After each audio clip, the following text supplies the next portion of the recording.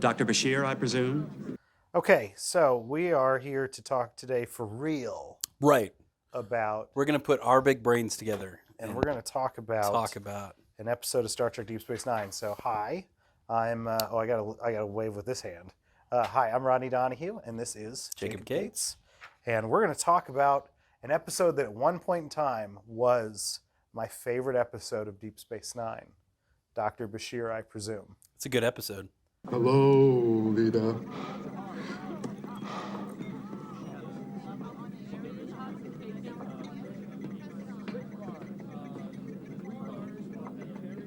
Bye. This is really a nexus point for both the Lita Rom story and for Bashir's journey, in a way, right? I love you, and I want you to stay. I love you too, Rom. This is the watershed moment for Julian. Right. And it changes his character entirely.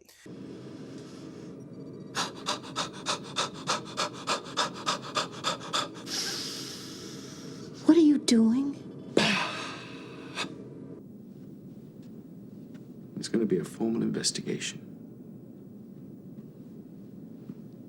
which will lead to my eventual dismissal from the service. It's small stakes in the scope of the DS9 arc, but very important for these characters. You sure he's not going to read this? The one thing that didn't happen after this episode that bothers me is Dr. Bashir was second in his class because he mistook a pre-ganglionic fiber for a post-ganglionic nerve. Mm-hmm. And he mentions that several times in the series. But I always wished that there was an episode that reflected on that in terms of this genetic engineering, whether it's he was so arrogant that he got that wrong or that he deliberately threw it because of guilt.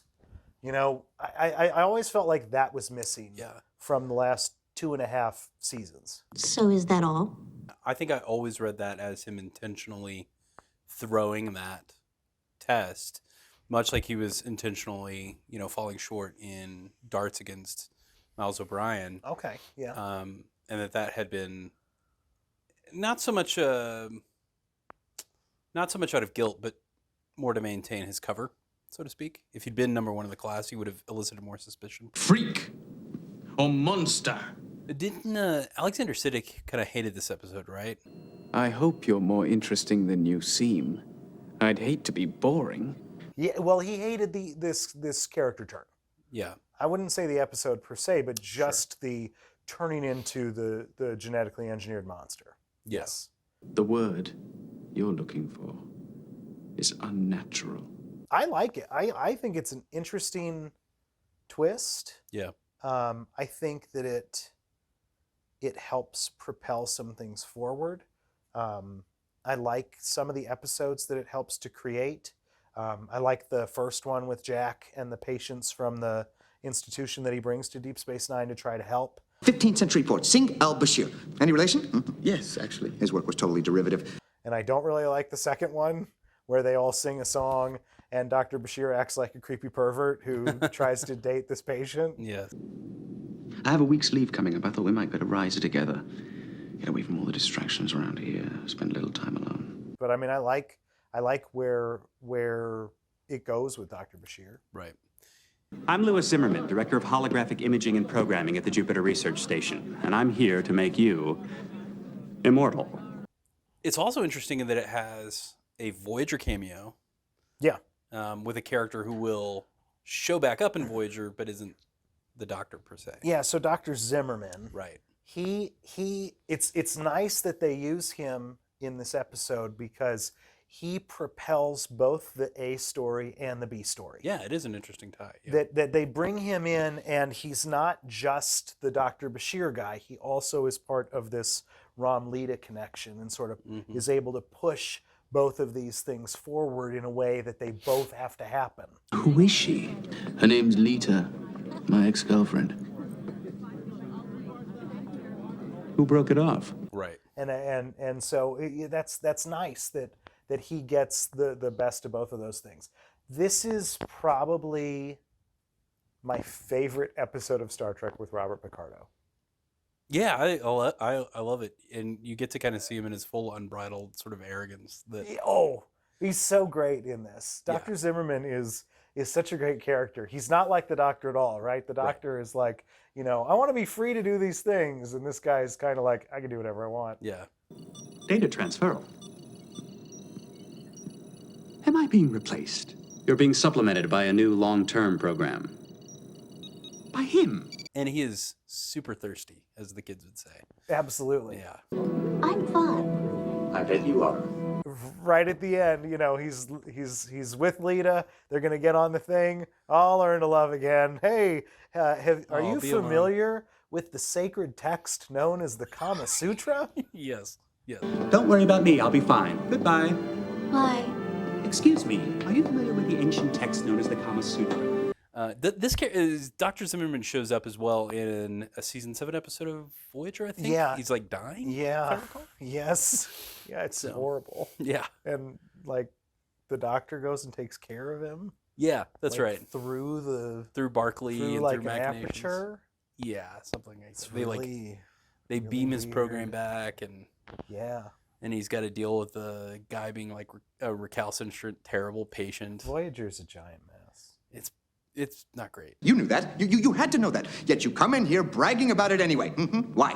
So I want to talk about Dr. Zimmerman because I think the concept of what's happening in the episode, like the actual structure of the episode, is really interesting, which is Dr. Zimmerman comes to give Bashir the opportunity Yeah. to sort of leave a legacy, And I'm here to make you immortal. right? Like a lasting imprint on things. And so he's going to work with Dr. Bashir to build this long-term medical hologram. But the thing is, that's exactly what Julian's father did when he was younger. I love the idea of working on projects that thousands of people will enjoy long after I'm gone. They're my legacy, my gift to succeeding generations. Aside from Jules here, of course. He built his own legacy with Dr. Bashir. He already did in the past what Dr. Zimmerman is trying to do in this episode. Oh, that's interesting. Yeah. And so we have this parallel between, he even calls his father his architect, right? You used to be my father. Now, you're my architect. The man who designed a better son. And so we have this parallel between Dr. Zimmerman trying to help Dr. Bashir architecturalize this long-term medical hologram, and that's what his father did. His father built the, as he kind of says, the son you always wanted. Right. To replace the defective one he was given. So this is very human relationship. I think you can see the realism of this sort of thing. Oh yeah, absolutely. I love Bashir's father. Yeah. I love when he's talking about his shuttle history. Yeah. And he's like, explaining like when I ran shuttles, right? And he's like, you were a third-class steward. When I used to run shuttles, I never would have tolerated that kind of behavior towards my passengers. Dad, you're talking to me now. You were a third-class steward for all of 6 months. That's right. He kind of fails at everything, which I think is really interesting because he winds up in prison. Yeah, that's right. Where he gets to fail some more at architecture, or landscape architecture. or something. Yeah, that's right. And so you've got him, he's doing this landscape architecture where he's trying to change the way that things look, right? The way that he changed Julian before, right? It's all... Yeah, and I think all this flows from his own disappointment with himself, and he projects it onto his son. But oddly enough, by doing this to Julian, he probably saves, many, many lives, and he gives his son an opportunity he would never have. And but at the same time, it's also morally reprehensible, maybe. But Is that the question? That's the ethical question. That's part of the ethical question. I think that his mother brings up a really interesting angle, right? Which is, he says, you didn't even, Bashir says, you didn't give me a chance. Mm. But his mom is like, you didn't understand, like, you couldn't figure things out and you didn't know why. We were never ashamed of you, never. I'm sorry, Mother, but the truth is... You don't know. You've never had a child. You don't know what it's like to watch your son, to watch him fall a little further behind every day. I think she expresses a lot of the feelings that parents have on a very natural, primal level. Yeah. And yeah, you're right. And I think she's at least got the more sympathetic sort of take on that than the father does, for sure. I'm going to prison. But ultimately, the father delivers goods, right? And he does man up and faces the consequences for it. And they get to move forward. Yeah. I'm sure they have visiting hours at your facility. Maybe I could. That would be most welcome. Bashir's going to visit him in prison. Yeah. Father. Thank you. This episode, however, great ending. Great ending. Do you want to talk about the end now? Sure. Because we already talked about my third thing, which was the fundamental shift in the character of Dr. Bashir. Yeah. Let's talk about the ending. Let's talk about.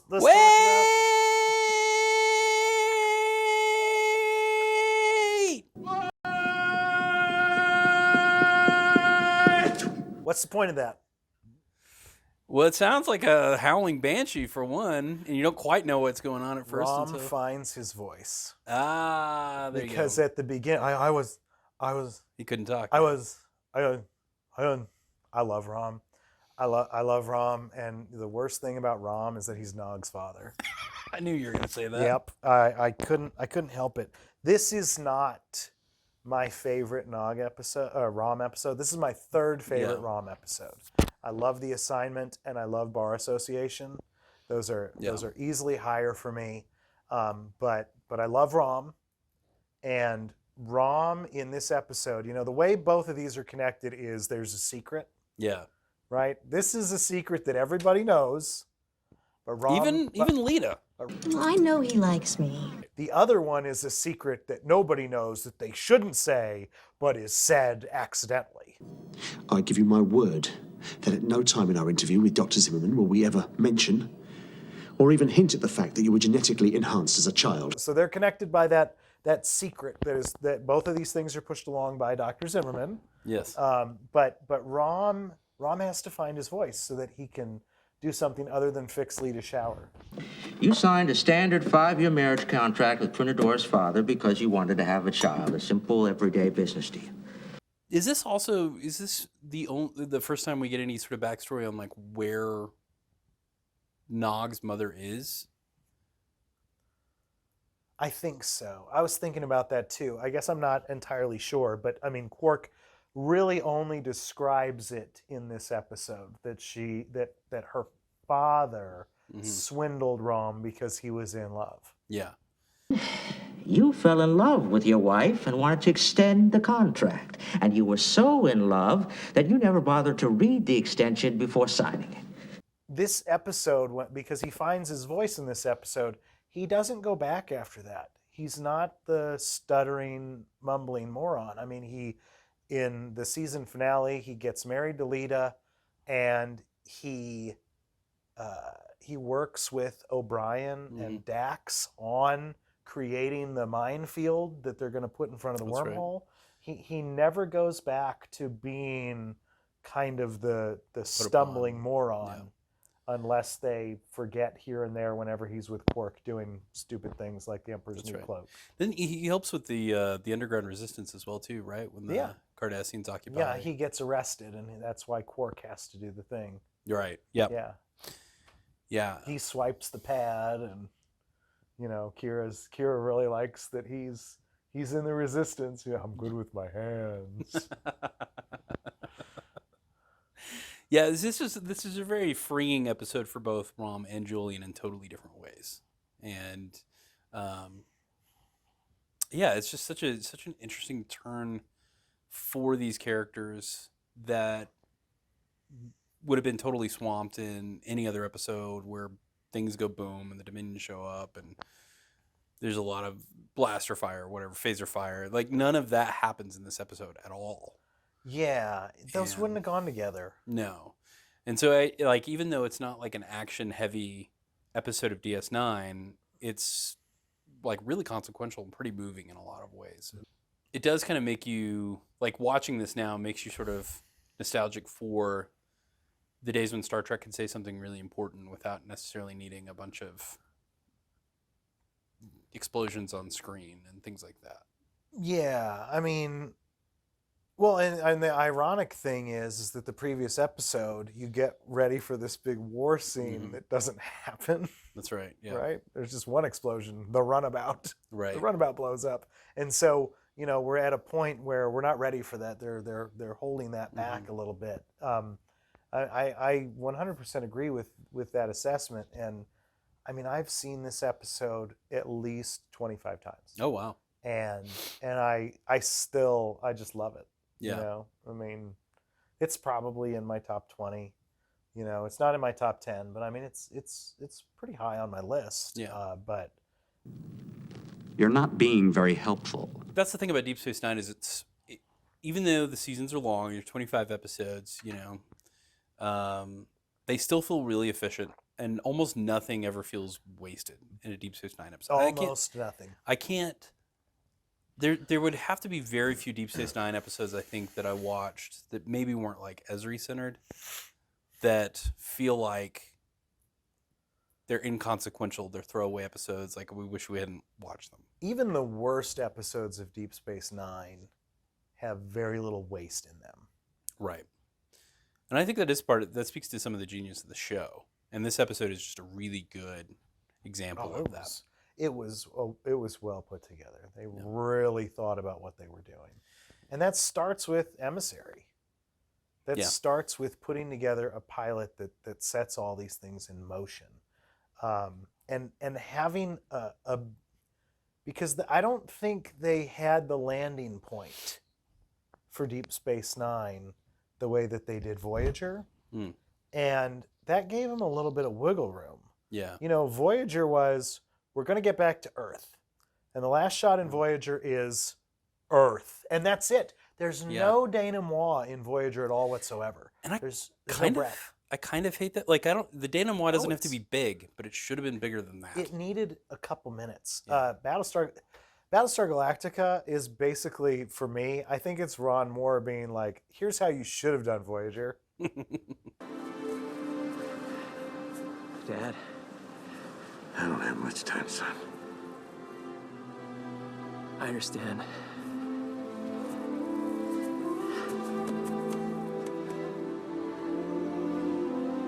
Yeah, it's all rehashed Deep Space Nine stories and a couple other Next Gen stories that Ron Moore wrote. But Battlestar Galactica has the whole last episode. The first 5 minutes is like the action climax for a 3-parter, and then it's like 40 minutes of just like after. Yeah. Like where we're gonna what's gonna happen now. Right. And you need that. And Deep Space Nine had that, right? You get everybody going their different ways. Cisco shows back up. But there are things that happen in Emissary that happen in the last episode, but not having that point allowed them to sort of get there the way that with the flow of the series. Yeah. And not be stuck on, here's point A, we got to get to point Z. Well, I barely even know how to tend bar. That puts you one step ahead of our last bartender. You said this used to be this used to be your favorite episode. What is now your favorite episode of Deep Space Nine? What knocked this off the... Well, several have knocked it off since. Okay. But my favorite episode of Deep Space Nine is The Visitor. Okay. The episode where old Jake, has to rescue his father from being like an anchor dragged through time. Okay. That's my favorite episode of Deep Space Nine. That's interesting. I haven't thought about that episode much. I'd have to probably rewatch it again to like really take it in at that level. Maybe that'd be a good future episode. It could be. It would be a long one though, because I have everything to say about it. Oh, okay. I don't know what my favorite episode of Deep Space Nine would be. I'd have to really think about that. Yep. But this is something to think about. Yeah, this is a good episode though. This is probably hard to beat this episode. Oh, really? Okay. All yeah, right. I'd have to really think about it. All right. Like you would seriously consider right now putting this episode as your top episode of Deep Space Nine. Yeah, I think I could at least see that without giving it a lot of thought. If I give it a lot of thought, maybe something would knock it off. I don't believe it. So, Dr. Bashir, I presume. Okay, so maybe one of your your sure. new favorite episode of Deep Space Sure, Nine. I have a greater appreciation for it now. All right. Thank you.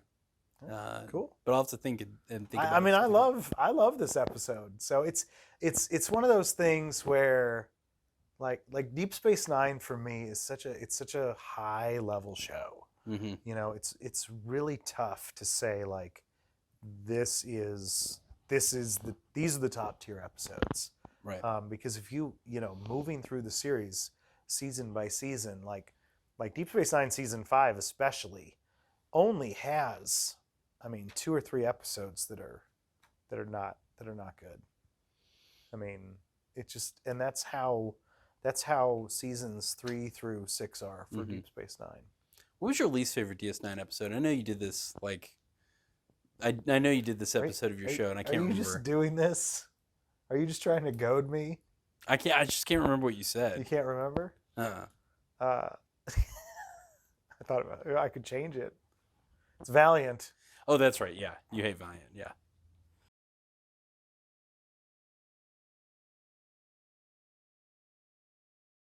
All right, so you don't know what we're doing right now. No. I haven't told you. All right, but I was doing a little digging on some of my old friends, and I found Russell Tyrone Jones. Okay. Do you know who Russell Tyrone Jones is? Not a clue. Okay. Should I? Better known as Old Dirty Bastard. Okay. The rapper? The rapper. All right. Do you know who this is? Not really, but The ODB? I mean, I've heard the name. My wife would know. She's a rap fan. Oh, really? Okay, so you're unfamiliar with this. Okay. Well, I wanted to read to you. So first of all, when I turned 36 for my 36th birthday, I was like, I did it. I made it longer than the ODB did. Oh yeah. Okay. Okay. Yeah. But I wanted to read some of the Old Dirty Bastard's aliases. Okay. To Go you. for it. These yeah. are the names that he went by. Yeah. Okay, so first you have ODB. All right. Ason Unique. Okay. Dirtiest Man Ever. Joe Bananas. All right. The Specialist. Dirt Dog.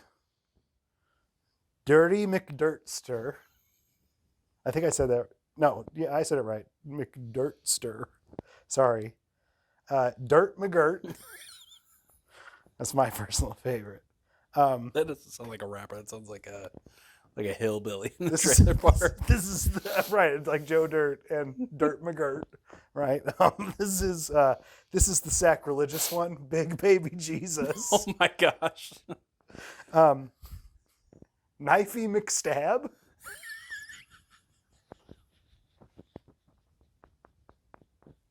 And Old Dirty Old Dirty Chinese Restaurant.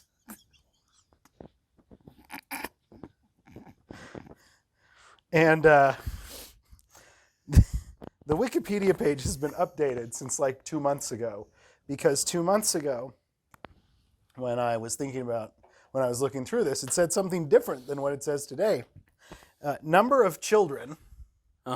Okay.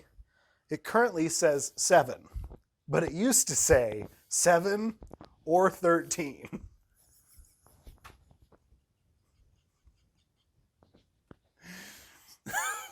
Was it like 7 up to 13 or just 7 or 13? It was definite or 13. These are the options. It's multiple choice. A or B.